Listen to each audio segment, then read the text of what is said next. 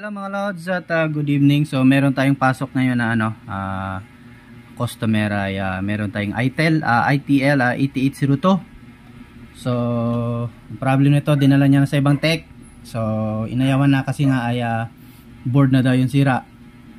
So ito napunta sa atin. So ipa-improvise na lang, kung pwede daw improvise na lang.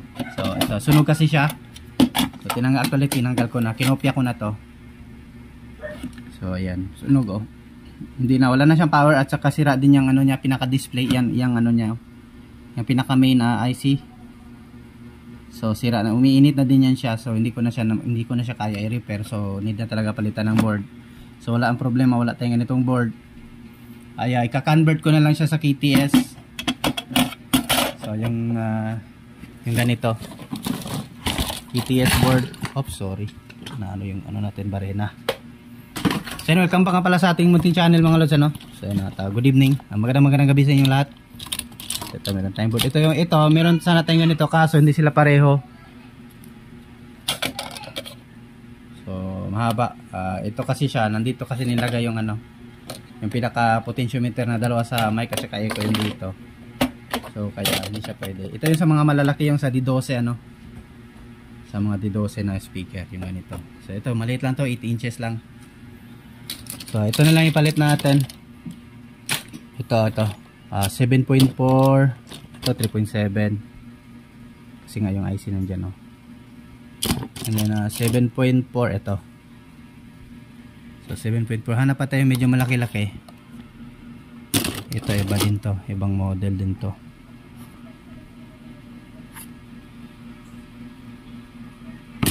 Sana yung medyo malaki yung ano niya, pinaka audio IC. Dito malaki kasi malaki to eh. So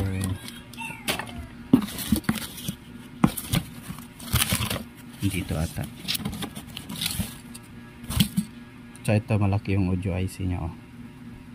Kaso 3.7 lang. Mas maganda kasi pag ano, pag 8.4 7.4 volts kasi malakas. Ito pang maliit lang din, hindi pwede. So yun na lang siguro, pwede na yun. Pero importante 7.4.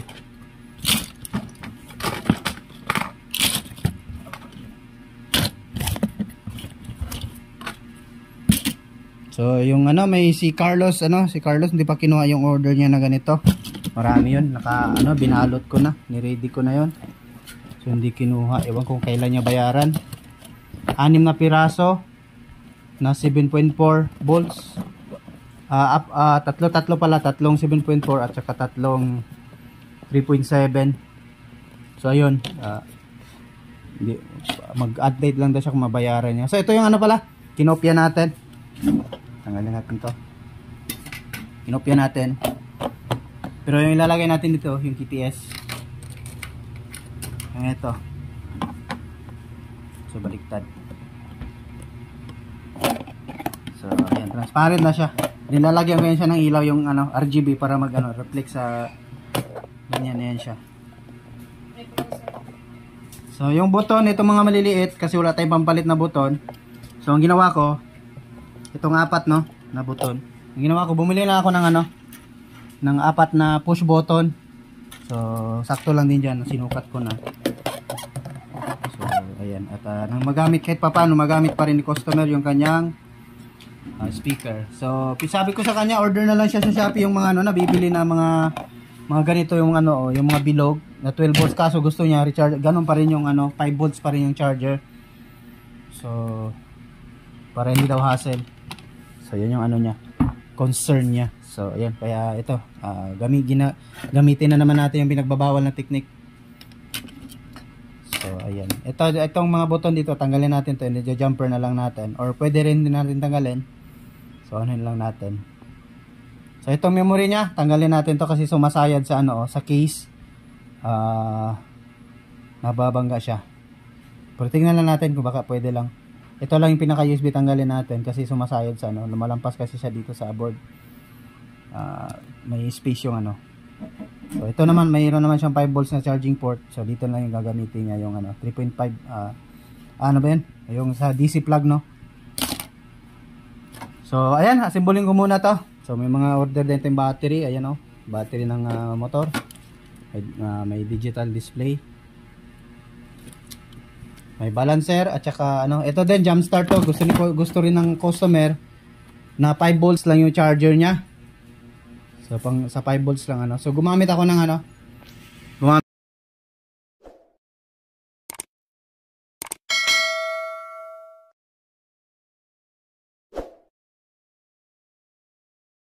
So ito mga lods, natapos na natin. Ayan. Salpak na pati yung push button. Ayan, oh. Ito yung sa echo at saka sa delay ng ating mic ano, kasi wala tong ano eh. So tayo lang yung naglagay. Yung sa kanya meron din naman.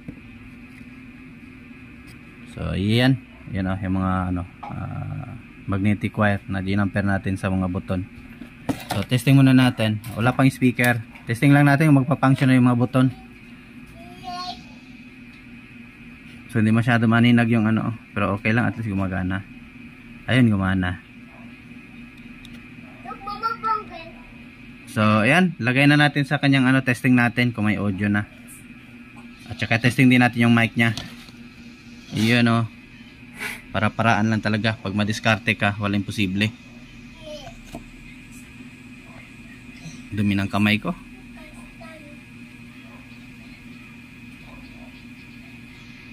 So gumagalaw-galaw yung ano niya, display. So yan, lagay na natin sa ano niya, sa pinaka case. So yung ano ko lang kasi yung isang kamay lang yung gamit natin, hirap. So itong alas na ilagay na natin. Ayan, ah. So ayan. Ayan, oh. So yung ano, naglagay tayo ng ilaw, ayan, oh. So meron tayo sa KTS na tinap-chop natin. So ano yung ilaw natin, may tinago natin. So yung ano niya sa display, yung sa old niya board, hindi ko na tinanggal. Yan sa loob.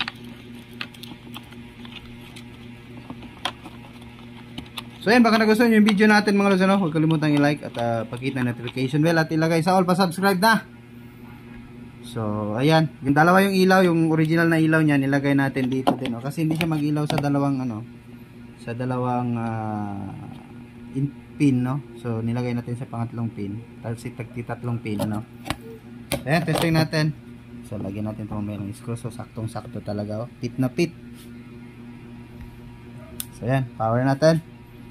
Ayun, oh, may ilaw pa sa ilalim. So ayan, tumunog na. So ayan, gumana din yung ilaw niya. So ITEL, I can tell you. So FM. So mas lumakas na. Kasi itong mga ganitong speaker mga lods, mahihina lang to eh. So maliit lang kasi yung audio IC niya. Sana yung sira niya. Maliit lang kasi audio IC nito. Ayan, oh, yan, oh, liliit lang ng audio IC niya. Ayan, yan lang yung audio IC niya, liliit, dalawa. So ito.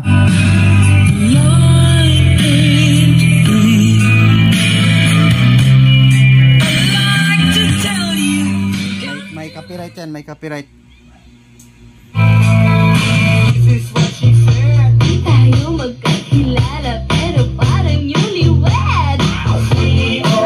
Lakas.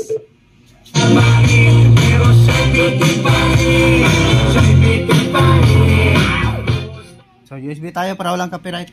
Testin natin USB kung gagana yung USB. Ayun, oh. Ayun, may ilaw. Ayun.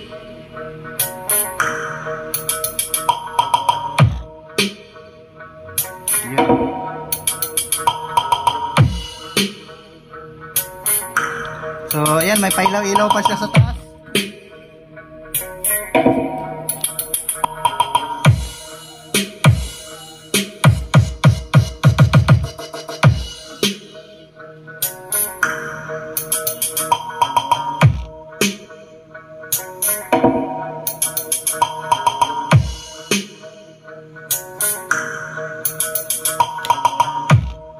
Next. Puro. So gumana lahat. Yung button, push. So yun, gumana din. So ayan. Okay, okay. Yung mic pala nito, testing natin.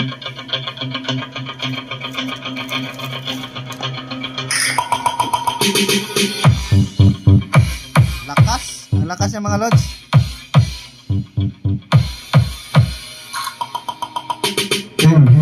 Sound check. Ayun o.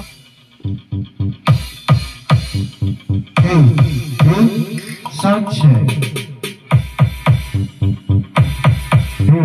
Sound check. Mic check 1 2 low. Sound check. Sound check. Sound check. Mic check.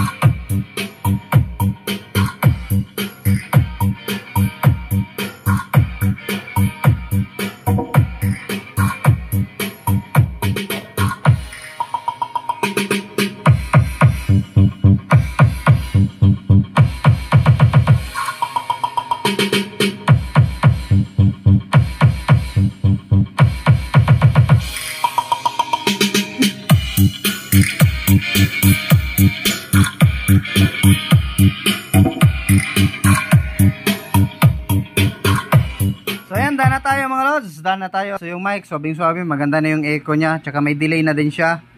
So, swerte niya. At nagawa natin ang paraan. So ayan, hanggang dito na lang siguro yung video natin. Hindi natin masyadong pabahin dahil mahaba na konti. So ayan, at thank you sa walang sawang suporta mga lods, ano? So yung mga bago kong subscriber dyan, thank you sa pagtitiwala nating channel. So share idea lang tayo. So hindi tayo mag-content ng yung ibang ano, kasi nga ay hindi naman same yung mga sira, ano. So at least pinapakita ko lang yung idea kung paano yung mga ganitong mga speaker o ibang mga gamit na hindi maitapon. So pwede lang yan gawa ng paraan, i-convert or upgrade or palitan, ano.